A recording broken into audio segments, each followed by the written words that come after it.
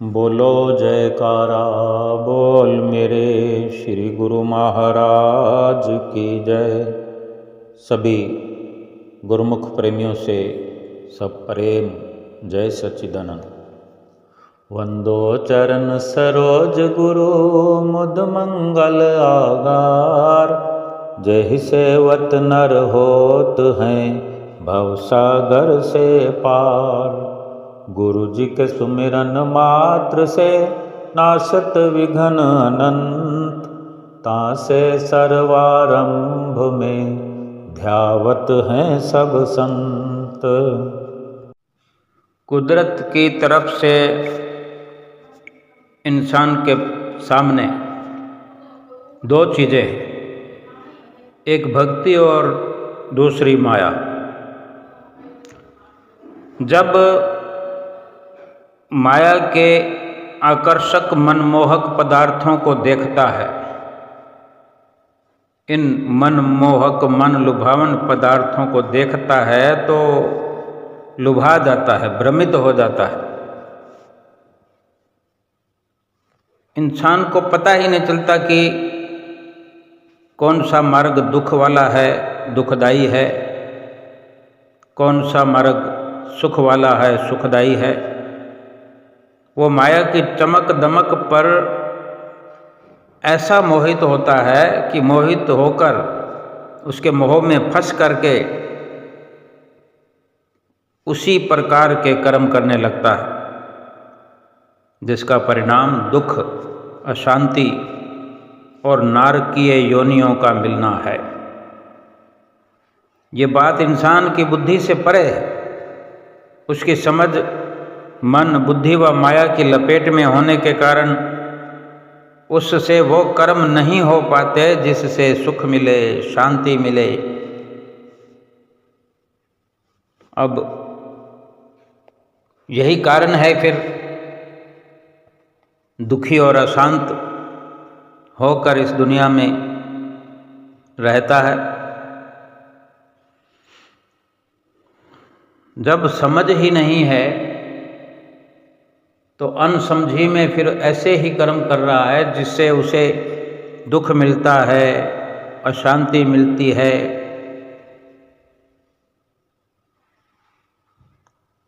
और वो कर्म वो करता नहीं जिससे सुख मिले, क्योंकि समझ नहीं। महापुरुष फरमाते हैं कि जीव कर्म आप ही करे, आप ही ते फल भुगत।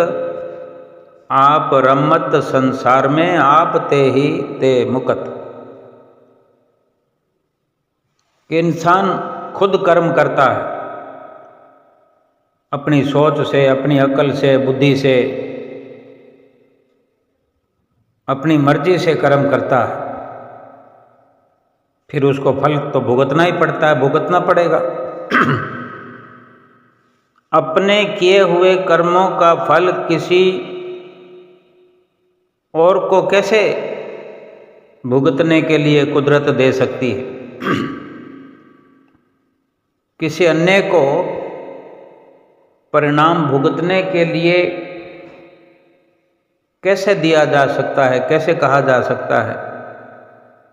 क्या हम जो कुछ भी कमाई करते हैं, कोई सफलता प्राप्त करते हैं या कोई लाभ प्राप्त करते हैं, क्या उसका श्रेय किसी और को दे सकते हैं? कोई हमारी मदद भी करता है जिसकी वजह से हम सफल हों, तो भी हम सोचते हैं कि सारी की सारी सफलता का श्रेय हम खुद ही ले लें। सब कुछ इंसान खुद बटोर लेना चाहता है।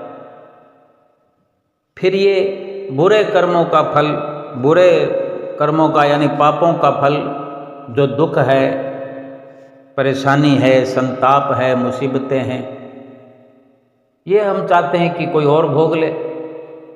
ये तो संभव नहीं है। अपने ही कर्मों के अनुसार इंसान बंधन में पड़ता है। बंधन में पड़कर इतने दुख यहाँ सहन करता है और जन्म मरण के चक्कर में जाकर पड़ जाता है, जिसे हम 84 लाख योनियां कहते हैं, और अपने ही नेक कर्मों के अनुसार मुक्त हो सकता है, सच्ची खुशी और आनंद को प्राप्त कर सकता है। जो भी इंसान आज सच्चे सुख का अनुभव करता होगा, ऐसा नहीं है कि हर एक गिनती में किसी को भी ना छोड़े और कहा जाए कि कोई भी सुख से अभी मेल नहीं कर पाया है। बेशक कम हो सकती है संख्या सच्चा सुख और खुशी आनंद प्राप्त करने वालों की, लेकिन इसी दुनिया में सुख का अनुभव करने वाले, सुख प्राप्त करने वाले भी अनेकों हैं। लेकिन ऐसा मोक्ष का मार्ग, खुशी वाला मार्ग, आनंद वाला मार्ग पता चले तो कैसे? जब तक माया व भक्ति की निरख परख कराने वाले, पहचान कराने वाले, भक्ति का सही रास्ता दिखाने वाले सतगुरु की नज़दीकी नहीं मिलेगी, तब तक तो ये संभव नहीं कि ये जीव वो कर्म कर सके जिससे सुख मिलता हो, खुशी मिलती हो, आनंद प्राप्त होता है।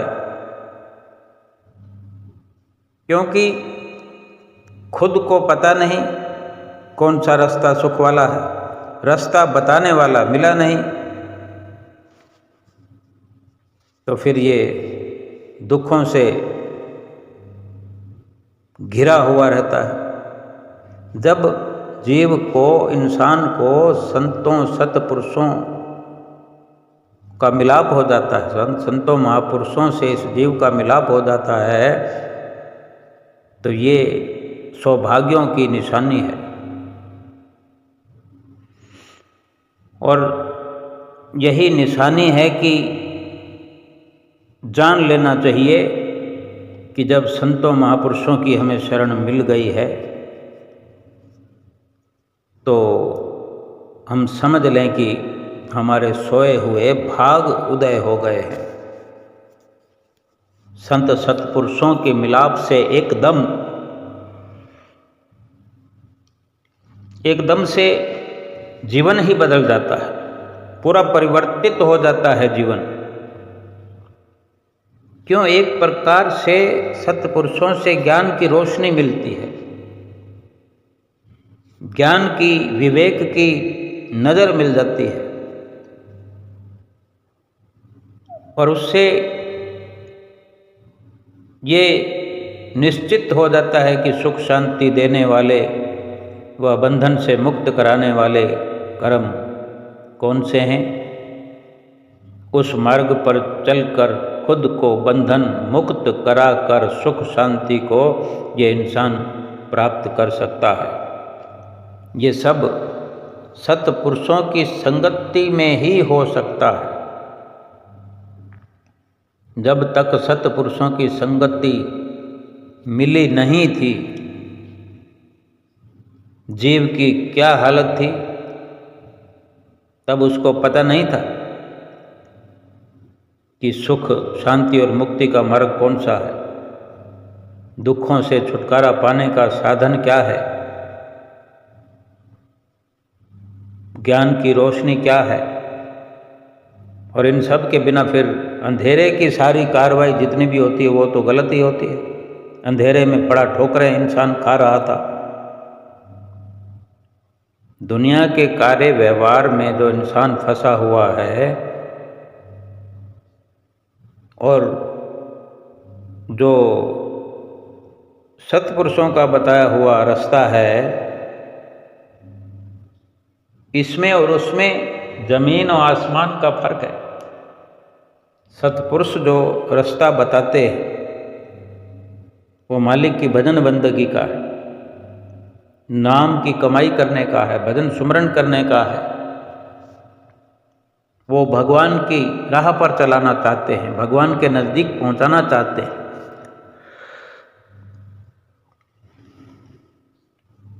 और ये इंसान खुद नहीं समझता और अंधेरे में केवल सांसारिक कार्य व्यवहार में लगा रहता है। यही समझता है कि जीवन का मेरा लक्ष्य है सांसारिक तरक्की प्राप्त करना, सफलता प्राप्त करना। संसार में इंसान पैदा हुआ, पहले छोटा बच्चा होता है इंसान, फिर कुछ ये बड़ा हुआ, फिर उसके बाद में युवा अवस्था, जवानी की अवस्था आई और फिर बुढ़ापा आ गया। यही सब कुछ इस जीवन में चलता है, चल रहा है। लेकिन ये सारी संसार की कार्रवाई है और इस संसार की कार्रवाई में शरीर से बढ़कर तो सफलता प्राप्त हुई नहीं, और वो भी कोई जरूरी नहीं कि शरीर का सुख भी हर किसी को मिल जाए।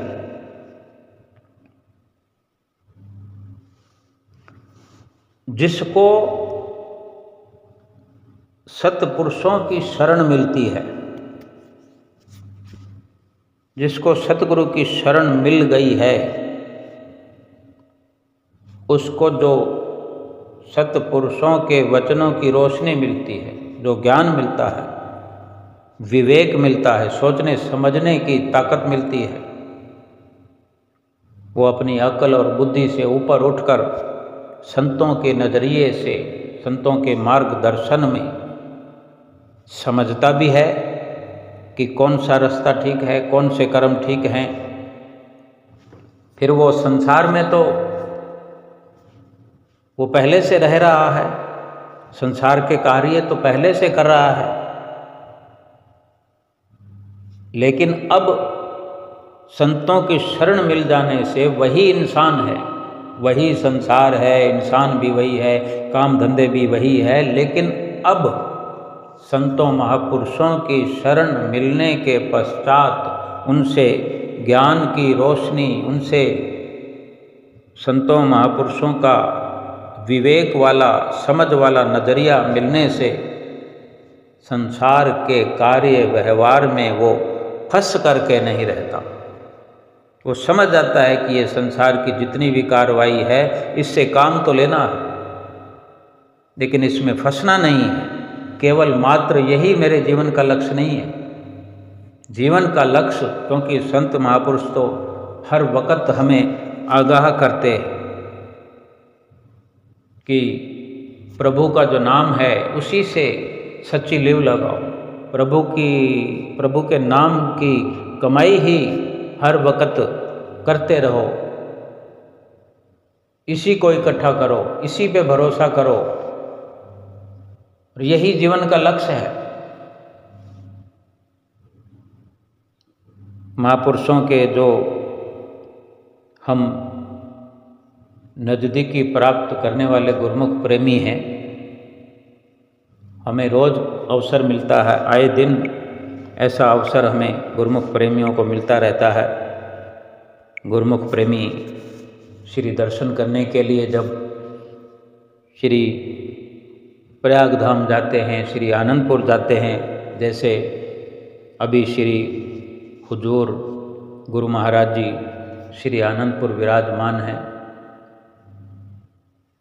कैसा वहाँ का नज़ारा है। गुरुमुख प्रेमियों की कैसी रोज की दिनचर्या है। सुबह सवेरे उठकर भागम भाग करके श्री मंदिर जी में पहुंचना होता है और पहुंच रहे होते हैं, चाहे भगत जन हो, भगतानियाँ हों, महात्मा जन हों, भाई जन हों, बाहर से आई हुई जितनी भी संगत है, तो सभी अपने आराम को छोड़कर, सुख को छोड़कर ये छोड़ने वाले सुख जो हैं ये संसारी हैं, यानी शरीर के आराम को, नींद को, चैन को छोड़ दिया। इसको छोड़कर फिर आत्मा का सुख मिलेगा, आत्मा का सुकून मिलेगा, आत्मा को आराम मिलेगा, और यही वो सच्चा सुख है, सच्ची खुशी है, सच्चा आनंद है। फिर ये जब मिलने लगता है, अंदर महसूस होने लगता है, भक्ति की कमाई होने लगती है, भजन बंदगी में जब इंसान लगता है, तो ये सुख छोड़ने से भी फिर छूटता नहीं है, क्योंकि ये सच्चा है। झूठी वस्तु तो छोड़कर जाएगी, झूठा रिश्ता भी छोड़कर जाएगा। संसार में जो भी एक दूसरे को छोड़ रहे हैं, चाहे वो सामान हो, चाहे रिश्ते हों, या चाहे कोई संपत्ति हो, चल संपत्ति हो, अचल संपत्ति हो, छूटती वही है, छोड़ा उसको जा सकता है जो झूठा हो। सच्ची संपत्ति, सच्चा रिश्ता, सच्चा धन साथ रहता है, सूक्ष्म रूप में हर जीव के साथ, इंसान के साथ रहता है। एक सेकंड के लिए भी छोड़कर अलग उसे किया जा सकता ही नहीं। क्या शरीर से आत्मा को अलग किया जा सकता है? वो तो जब शरीर को छोड़ने का समय आएगा तभी वो छोड़कर जाएगी, जो निश्चित समय परमात्मा ने कर दिया है। अब वो आत्मा शरीर को छोड़ेगी, क्योंकि पहले से ही निश्चित होता है कि कुछ अरसे के लिए ये शरीर आत्मा को मिला है, लेकिन वो सच्चा है ये तो किसी ने कहा ही नहीं, कहीं पर लिखा गया नहीं, किसी ने कोई पढ़ा नहीं। लेकिन जतन ये करना होता है कि इस शरीर के माध्यम से, जबकि झूठा है लेकिन आत्मा तो अविनाशी है, सत्य वस्तु है, ये आत्मा अपने अंशी परमात्मा से, यानी सत्य का सत्य से मेल हो जाए, इसलिए ये झूठा शरीर मिला हुआ है। वो छोड़कर इसीलिए जाएगी आत्मा कि परमात्मा से मिलना है उसको। लेकिन ये तभी संभव है कि ये जीव इस शरीर को पाकर के आत्मा को परमात्मा से मिलाने का जतन कर रहा है, करता रहा है, तब ये संभव है कि ये आत्मा परमात्मा से मिल पाएगी। नहीं तो फिर ये सफलता नहीं प्राप्त होगी, और पहले से भी अधिक ये जीव दुखी हो जाएगा। जिनको संतों महापुरुषों की शरण मिल गई है, जो दरबार में पहुँचे हैं, आज भी जो श्री आनंदपुर दरबार में श्री गुरु महाराज जी के दर्शन कर रहे हैं, सुबह से ही एक उनके लगन लगी होती है, रात को सोते हुए, जागते हुए टाइम देखते रहते हैं कि कहीं ऐसा ना हो 6 बज जाए, 6 बजे के ऊपर हो जाए, क्योंकि 6 बजे का समय श्री आरती पूजा का है। एक चिंता लगी रहती है, क्योंकि ये सत्पुरुषों की शरण मिल जाने का बहुत बड़ा लाभ है। ये समझ उनकी नज़दीकी हासिल करने मात्र से मिलना शुरू हो जाती है, ये ज्ञान मिलना शुरू हो जाता है। और हमारे सतगुरु जो हमें प्रैक्टिकल करवाते हैं, अनुभव कराते हैं कि हम लग जाएं, केवल खोखला ज्ञान नहीं देते, किताबी ज्ञान नहीं देते, वो प्रैक्टिकल करवाते हैं। अपने सामने बिठा करके, अपने सामने खड़ा करके हम विनती में श्री आरती पूजा के खड़े होकर श्री गुरु महाराज जी के आगे जब हम आरती कर रहे होते हैं, जब उनकी चरण शरण में बैठकर सुमरन कर रहे होते हैं, जब उनके वचन सुन रहे होते हैं, संतों की वाणियाँ, महात्माओं का सत्संग सुन रहे होते हैं, यही तो प्रैक्टिकल है कि हमें नींद से जगा दिया, और अपनी प्रेरणा से प्रेरित करके श्री मंदिर जी में बुला लिया सुबह सवेरे। पहले तो हमें अपने घरों से, अपने शहरों से प्रेरित करके अपने श्री दरबार में बुला लिया। फिर वहाँ भी जैसे हम अपने ठिकाने पर रहते हैं, सुबह सवेरे सभी उठ करके पहुँचते हैं, चाहे कोई गरीब हो अमीर हो, वहाँ तो यही सबका काम है। वहाँ पर अमीरी गरीबी से क्या प्रयोजन है। एक ही मकसद जिसका हो जाए कि मेरे जीवन की सफलता तो प्रभु नाम की कमाई में है। मेरा लक्ष्य तो जीवन का प्रभु नाम की कमाई है, सुमरन की कमाई है। भला वो संसार के काम धंधों में क्यों उलझ कर रहेगा, क्यों उससे प्रीत करेगा, क्यों उन रिश्तों के अंदर गलतान रहेगा जो कभी भी छूट जाने वाले हैं, जो दुख देने वाले हैं। उनको निभाएगा भी, संसार के काम धंधे करेगा भी, लेकिन उसमें फंसेगा नहीं, प्रीत नहीं जोड़ेगा, प्रेम नहीं करेगा, दिल में उनको जगह नहीं देगा। क्योंकि ऐसे गुरुमुख प्रेमी अपने सतगुरु को दिल में बिठाते हैं, सतगुरु से सच्ची प्रीत लगाते हैं, क्योंकि ये छूटने वाली नहीं, ये रिश्ता टूटने वाला नहीं। गुरुमुख प्रेमी घरों में भी जब रहते हैं तो देखो सुबह सवेरे उठकर पहले पहल श्री परमहंसों को उठाते हैं, स्नान कराते हैं, खुद स्नान करते हैं, चाय वगैरह बनाते हैं, पहले सतगुरु को भोग लगाते हैं, फिर आप प्रसाद रूप में ग्रहण करते हैं। और ये दिनचर्या सारा दिन घरों में भी चलती है और दरबार में भी इस प्रकार से गुरुमुख प्रेमियों की दिनचर्या बनती है। ये सतगुरु सिखाते हैं, ये प्रैक्टिकल अनुभव कराते हैं, तभी हम गुरुमुख प्रेमियों को आज इतनी सफलता मिल रही है। हमको महसूस हो रहा है, हमको ये समझ मिली है, हम अपनी समझ का विकास करते हुए आगे भक्ति के मार्ग पर चल रहे हैं। लेकिन जब तक सतगुरु से मिलन नहीं हुआ था, जब हमारे इस प्रकार भाग उदय नहीं हुए थे, तो हमें तो केवल संसार की कार्रवाई में ही लगे रहना होता था कि जितना हो सके अधिक से अधिक धन कमा लो, अधिक से अधिक रिश्ते बना लो, अधिक से अधिक सामान इकट्ठा कर लो, अधिक से अधिक शरीर को सुख देने के लिए सारी व्यवस्थाएं कर लो। यही सब हम करते थे। अचानक से जब पूर्वले भाग उदय हो जाते हैं, हमारे सतगुरु की कृपा हो जाती है हम पर, कोई अवसर ऐसा हमारे जीवन में जब आता है, सतगुरु से मुलाकात होती है, अंदर ही अंदर सतगुरु से बात होती है, उन लम्हों को याद करें जब हम जुड़ते चले जाते हैं। संसार से ध्यान हटता जाता है, सतगुरु से ध्यान जुड़ता जाता है। सतगुरु हमें अपने नज़दीक बुला करके, अपने पास बिठा करके, आज इतनी व्यवस्था है। देखो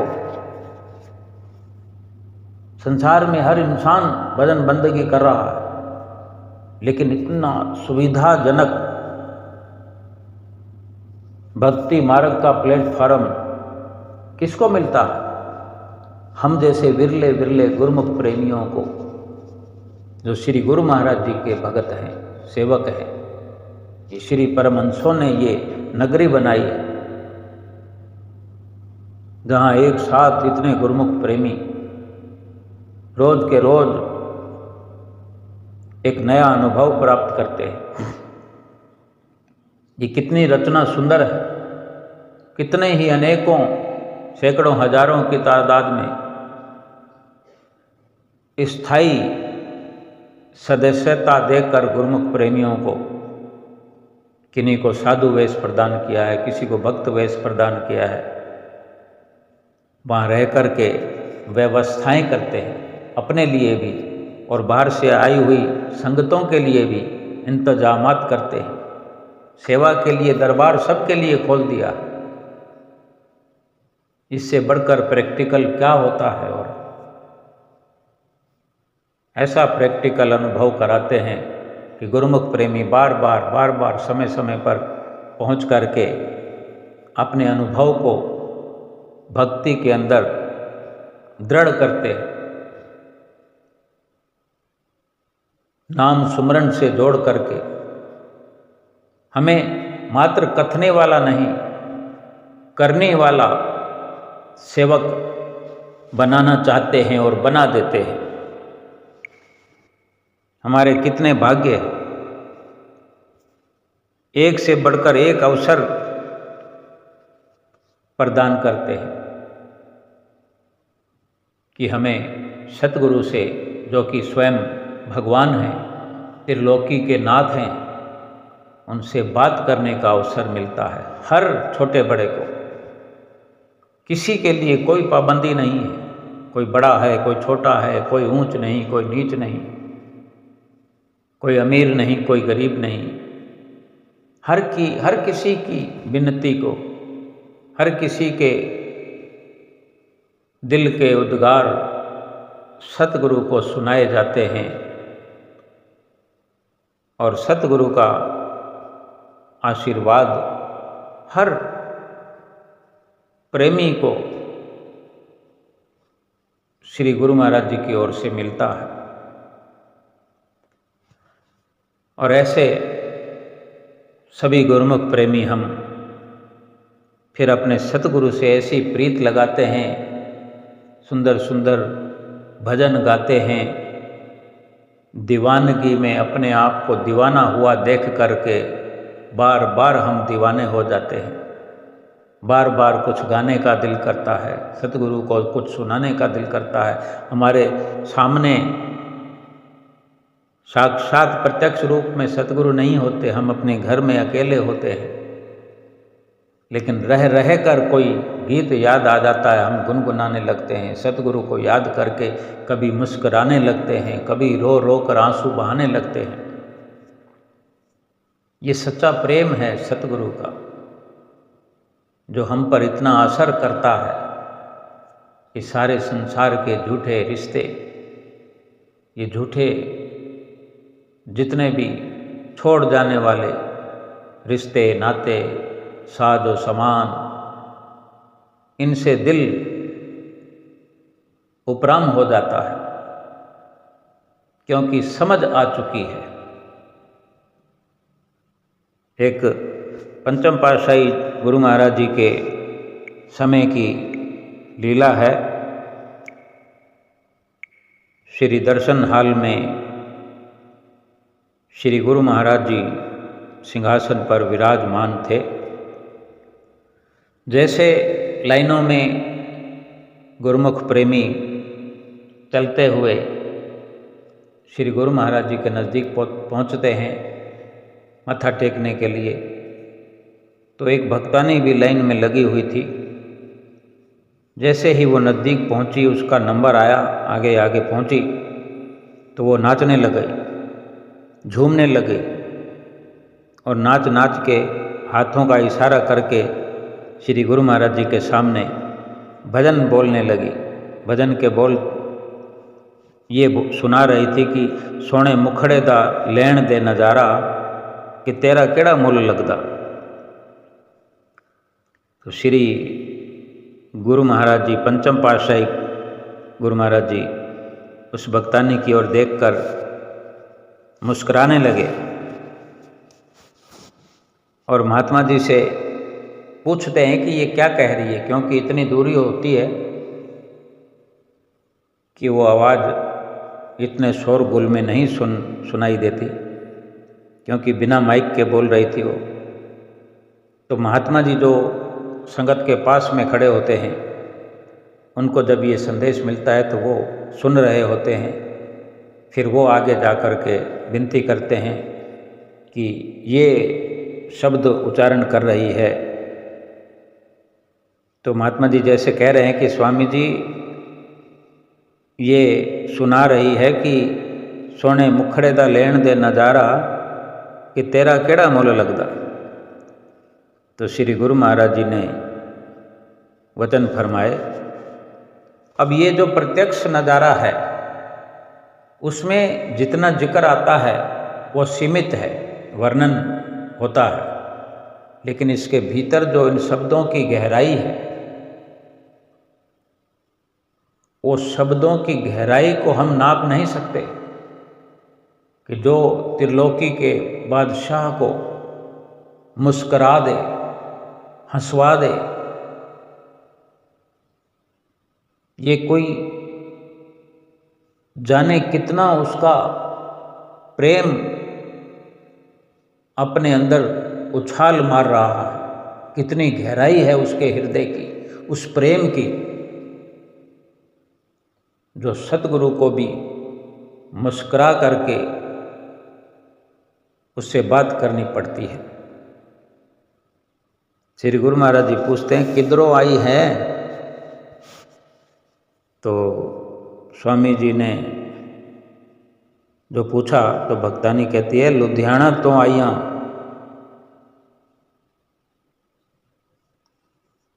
तो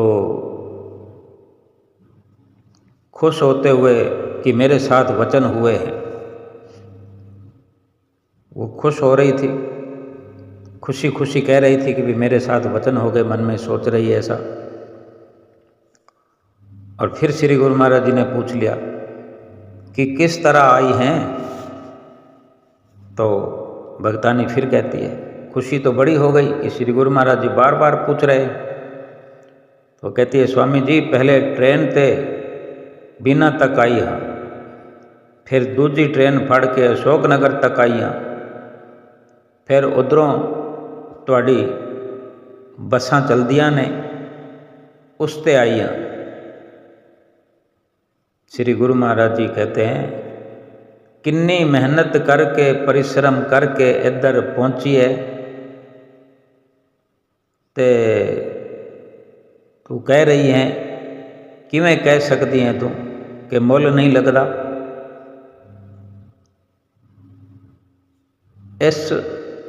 इस संसार विच हर चीज़ की कीमत होएगी, हर चीज़ की कीमत हैगी है, हर चीज़ का मुल हैगा।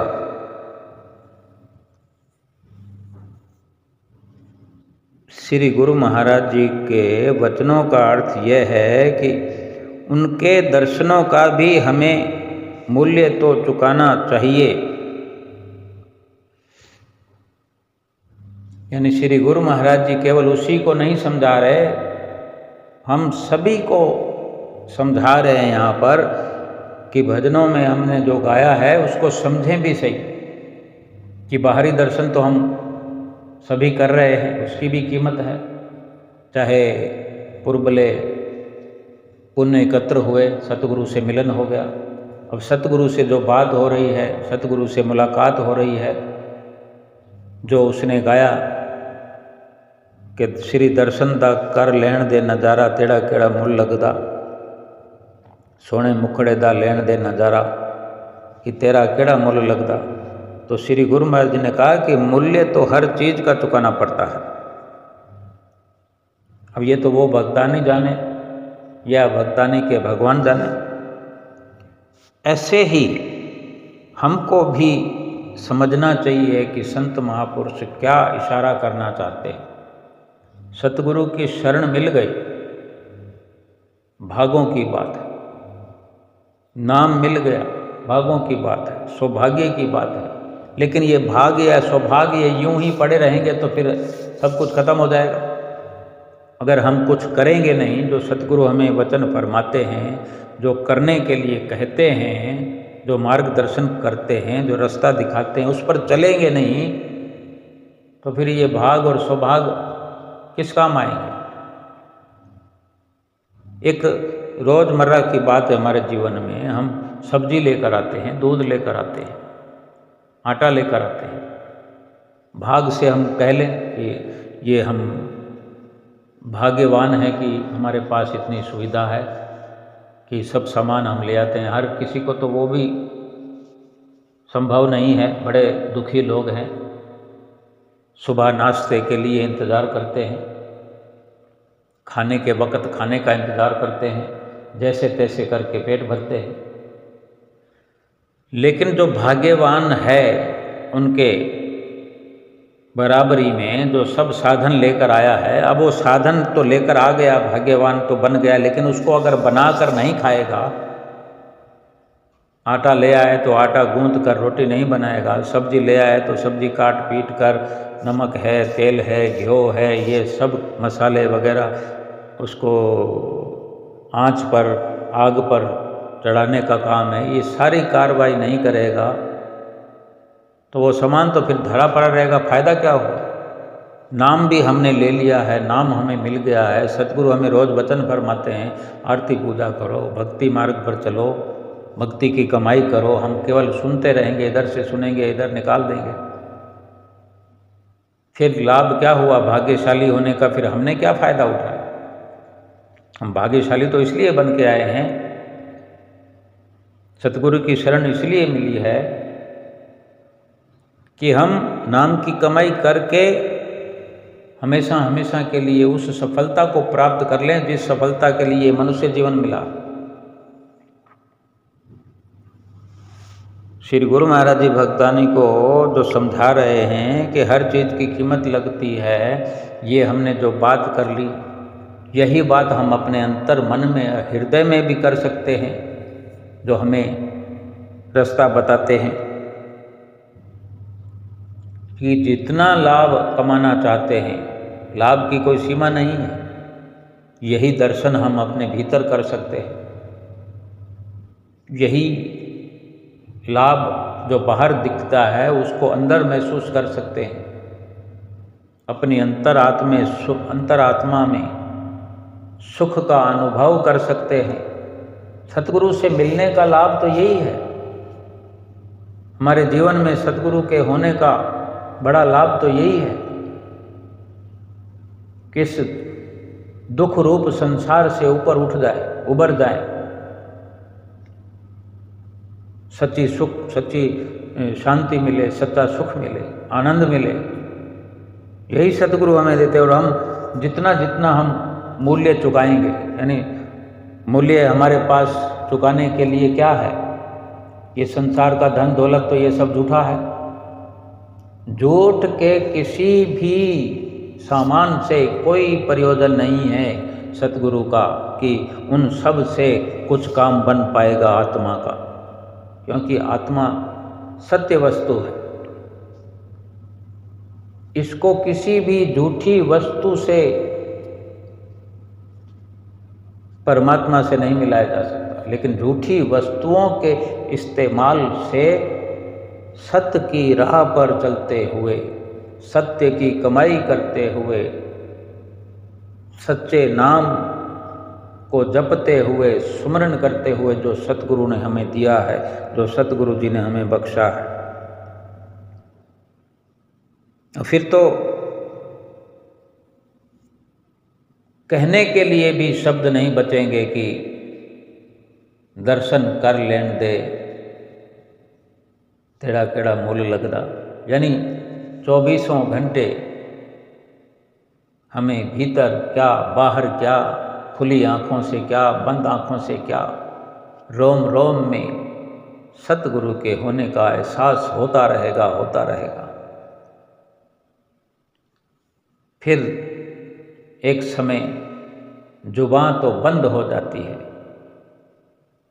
बिना किसी फरियाद के, बिना किसी मांग के, बिना किसी शिकवा शिकायत के ये जीवन खुशियों से भरपूर हुआ जाता है। कोई तमन्ना नहीं, कोई चाहना नहीं, कोई कहना, कोई किसी प्रकार की ज़रूरत नहीं। यही सबसे बड़ा लाभ है कि सतगुरु से मिलन हो गया। हम अगर पांचों नियमों की पालना करते हैं, इसमें जितना भी निखार लाना चाहें ला सकते हैं, कहीं पर भी कोई सीमा नहीं है। कितना करेंगे हम, कितना कर सकते हैं, उससे भी कहीं ज़्यादा काम है ये। कहने को हम अगर आधा घंटा आरती पूजा में लगा दें, सेवा में घंटा 2 घंटे 4 घंटे 6 घंटे लगा दें, सत्संग को 2-3 घंटे सुन लें, सुमरन भी कर लें, लेकिन इसकी गहराई को हम नहीं नाप सकते। इसकी गहराई में जाना शब्दों के वर्णन से परे की बात है। श्री आरती की गहराई में जाना चाहें तो एक एक शब्द है, एक एक शब्द श्री आरती पूजा का पहाड़ के बराबर है। और पहाड़ ऐसे हैं कि जिन पहाड़ों पर हीरे मोती जड़े हुए होते हैं। कोई कोई विरले पहाड़ ऐसे होते हैं, पहाड़ों में कुछ चंद इक्का दुक्का ऐसे होते हैं जहाँ पर मणियाँ चमकती हैं। और ये श्री आरती पूजा के एक एक शब्द पहाड़ के समान है कि जिसके हर शब्द में, हर शब्द रूपी पहाड़ पर मणियाँ मिलती है, हीरे जड़े हुए हैं। कोई निकालना चाहे निकाल सकता है। अब ये हम स्वयं अनुभव कर सकते हैं कि हमारी श्री आरती पूजा कैसी है। क्या हमें उनके शब्दों का अध्ययन है, अध्ययन करते हैं? क्या उन शब्दों का महत्व कितना हमने जाना है, कितना समझा है? बहुत गहरे से गहरे राज है। ऐसे ही सेवा है कि सेवा करते हुए अपने आप को हम कितना मिटा सकते हैं। यानी एक कोई काम करने वाला अपने आप को मिटता हुआ महसूस कर सके। सेवा हो रही है, कोई भारी भरकम भी काम कर रहा है, लेकिन अपने आप को मिटता हुआ अनुभव कर सके कि मैं तो हूँ ही नहीं, अपने आप को नज़रअंदाज कर सके और उसी सतगुरु का उसे रूप नज़र आए, स्वरूप नज़र आए, उसकी कृपा नज़र आए, उसका आशीर्वाद नज़र आए। सेवा की गहराई इसी प्रकार से होती है। ऐसे नहीं कि कोई थोड़ा सा कार्य किया फिर हम बात बात में अगर ये जिक्र करते हैं मैं वहाँ गया था, मैं सेवा में गया था, मैं रोज़ मेरा नित्य प्रति का काम है, या मेरा साल में इतना समय सेवा में गुजरता है, महीने में इतना सेवा गुजरता है, ये मेरा नियमित है। कोई कहे कि मैं हर वैसाखी को दर्शन करने जाता हूँ, हर वैसाखी को मेरी फलां जगह पर सेवा होती है। एक ये भी है और एक ये भी है कि सेवा में अपने आप को मिटता हुआ अनुभव करे, मौन होता चला जाए। ऐसा ही सत्संग है कि ऐसा सत्य का संग हो जाए कि फिर संसार का संग अच्छा ही न लगे। बेशक संसार में रहे, लेकिन संसार से उपराम होकर संसार से वैराग धारण हो जाए, संसार से वैराग ही हो जाए। संसार में किसी भी प्रकार से मन रमे ही नहीं, मन उलझे ही नहीं, उलझाना चाहे तो भी ना उलझे। ये नित्य प्रति का अभ्यास जिसका सतगुरु के मार्गदर्शन में बना रहेगा, जो श्री आरती पूजा इस प्रकार करे, जो सेवा इस प्रकार लगन से, श्रद्धा से, भाव से करे, सत्संग से ऐसा जुड़े कि सत्य वाली वस्तु कौन सी है, सत्य वाले विचार कौन से हैं, केवल उन्हीं को अपने हृदय में जगह देता रहे। बाकी संसार के भले सभी सामान झूठे होंगे, लेकिन उनको बरतने से थोड़ी कोई मना करते हैं संत महापुरुष। उनको दिल में जगह नहीं देना, उनके पीछे भागना नहीं है, क्योंकि भागने से कोई मुकाम हासिल नहीं कर पाया संसार में। संसार को कोई बांध नहीं पाया, इकट्ठा नहीं कर पाया, क्योंकि संसार माया है, संसार एक परछाई है, परछाई को कोई पकड़ नहीं सकता। लेकिन जो उसका अपने सतगुरु के लिए, सतगुरु के बताए हुए नियमों के लिए थोड़ा थोड़ा थोड़ा त्याग करते करते करते संसार से त्याग करता चला जाए, पीठ करता चला जाए, संसार से विराग धारण हो जाए, तो वही संसार के समान पीछे पीछे गुरुमुख प्रेमियों के, भगवान के प्यारों के, सेवकों के पीछे पीछे आने लगते हैं।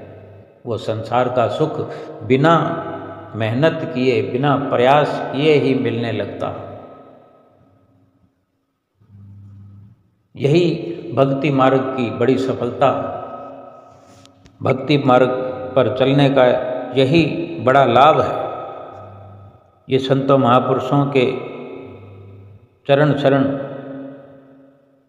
हासिल करने के बाद, संतों महापुरुषों की संगत पाने के बाद ये समझ आती है। फिर इंसान अपने पिछले कर्मों को भोगता जाता है और आगे के लिए सुख वाली राह पर चलते हुए हर वक्त सुख में समाया रहता है।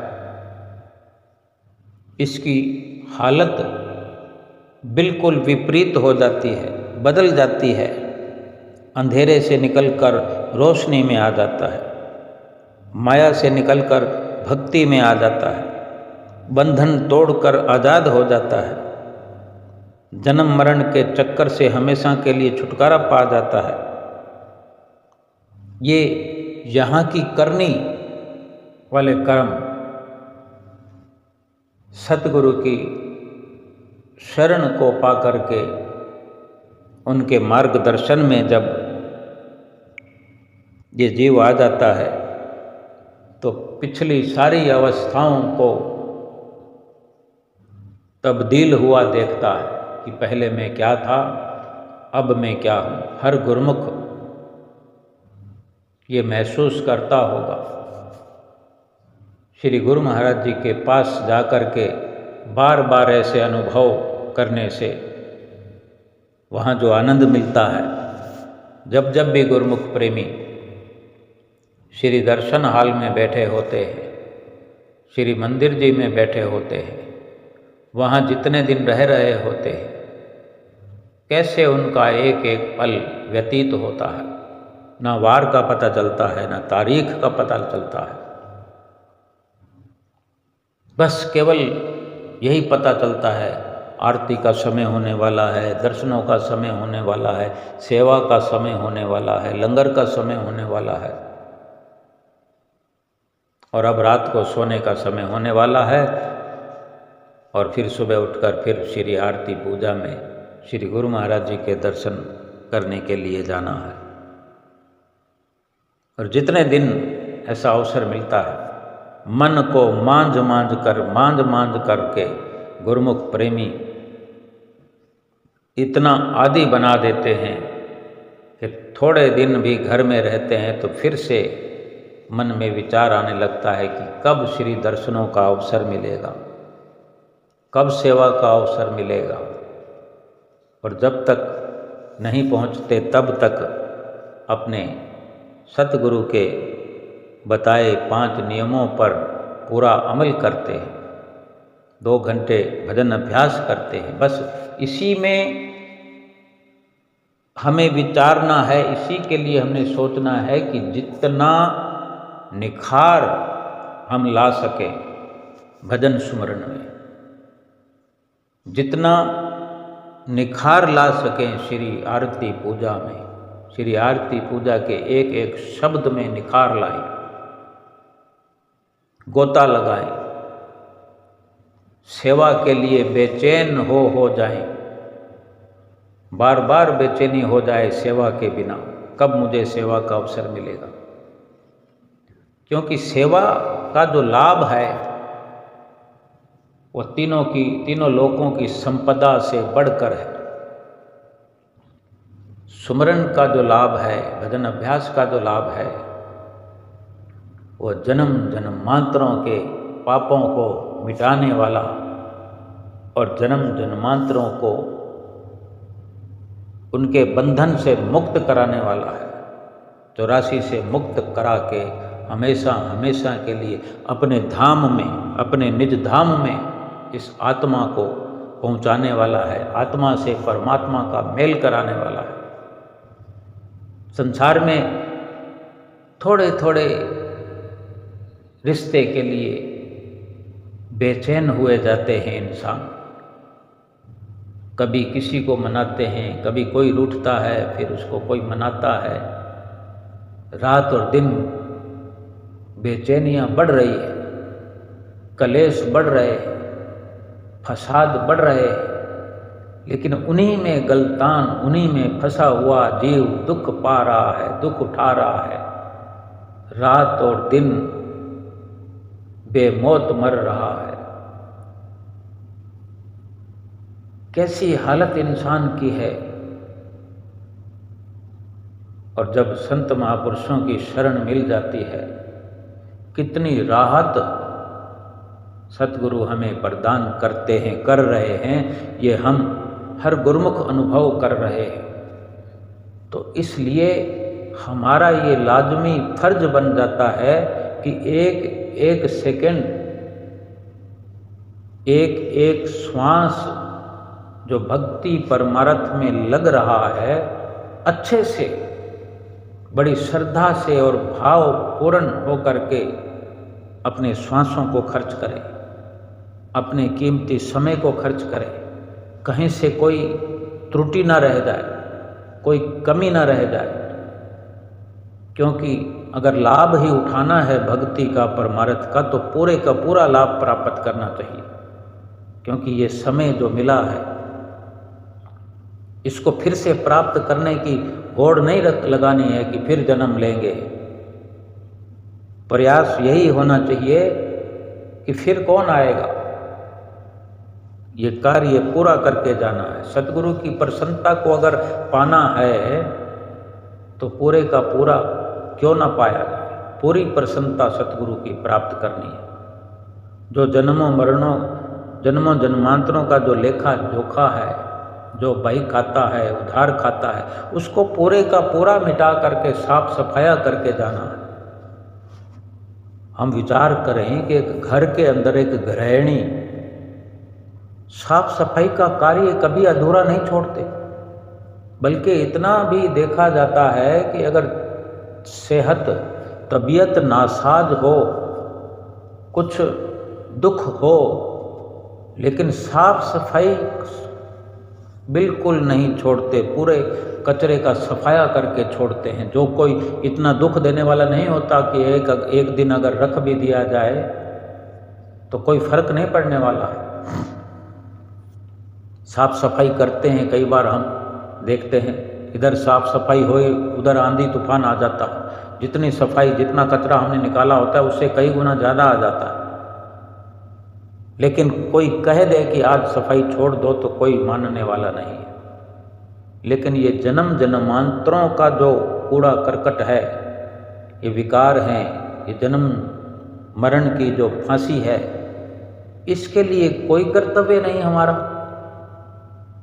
आधा अधूरा काम करने को भी हम आलस करते हैं, जबकि हमें संतों महापुरुषों की शरण इसलिए मिली है कि हम ये कार्य इस जीवन में पूरा करके जाएं, 84 लाख योनियों से सदा सदा के लिए आज़ाद होकर के जाएं, सतगुरु की मुकम्मल प्रसन्नता पाएं, अपनी आत्मा को परमात्मा से मिलाएं और हमेशा के लिए, हमेशा हमेशा के लिए बिल्कुल सुख रूप हो जाएं। फिर न 84 का दुख रहे, न संसार में फंसने का कोई दुख रहे, बस केवल और केवल आनंद ही आनंद हो जाए, ये आत्मा सुख रूप हो जाए, परमात्मा से एक रूप हो जाए। बोलो जयकारा बोल मेरे श्री गुरु महाराज की जय।